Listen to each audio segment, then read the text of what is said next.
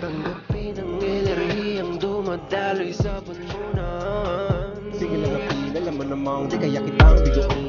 Tanggalin ang negatibong bumabalot sa iyong katawan. Sige tanggalin mo, damahin ang init at pinapakawalan. Tanggapin ang enerhiyang dumadaloy sa bunbunan. Sige lang apil, alam mo namang di kaya kitang bigoin.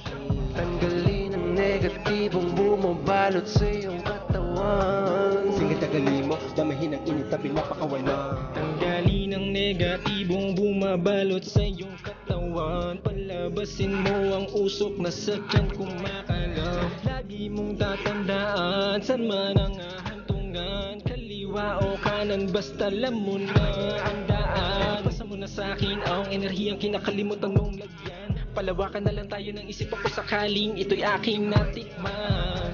Uy, saan galing to? Napaibig na ako. Damahin ang aking kasabay ng usok nakakasabik na mahalin. Lumalamig na papakumot na ako sa iyo. Tanggapin ang enerhiyang dumadaloy sa bunbunan. Sige lang apil, alam mo namang di kaya kitang bigoin.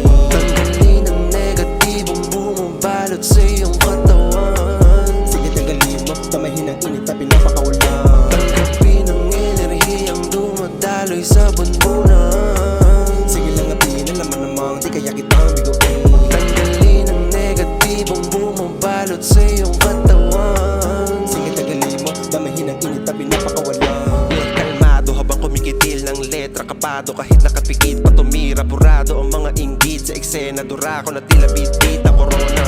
Niyakap ko lang ang pag-asawi. Tinanggap na mariin sa pagbangon tumidig. At patuloy na lumakad papunta sa panaginip ko na gustong abutin. Hanggang sa gumaling, di ko na malaya na pala. Tumuldok ang lipad ko na parang saranggola. Kakahila ng mga ungas, umangat na parang lumanghat ng mahiwaga.